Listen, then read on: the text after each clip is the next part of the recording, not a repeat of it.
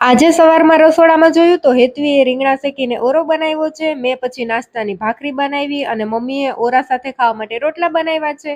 અમારે થોડોક આ રાતનો ઠંડો રોટલો પણ પડ્યો હતો તો એ છાશમાં વઘારી નાખ્યો. એમાં થોડોક રસો વધારે રાખ્યો તો રોટલી હારે ખાવા માટે, પણ રોટલી તો હતી નહીં એટલે મેં ભાખરી લઈ લીધી. પણ ભાખરી હારે બહુ મજા ન આવી એટલે એમનેમ જ રોટલો ખાઈ ગઈ. અને પછી હોલમાં જોયું તો કામાક્ષી બાને મહેંદી કરે છે અને પછી દાદાનો એન પણ લખી દીધો. બાને તો ઠીક, પણ કામાક્ષીએ ખુદના હાથમાં પણ દાદાનો એન લખ્યો. તો આજે તમારે વિચારીને કમેન્ટ કરવાની છે કે એન ઉપરથી દાદાનું નામ શું હોઈ શકે.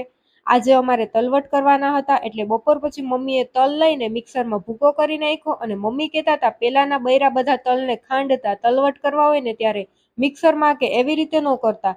પેલાના જીવનની વાત કરીએ તો કેટલું સરસ હતું, ટેકનોલોજી વગરનું, એકદમ શાંતિ ભર્યું.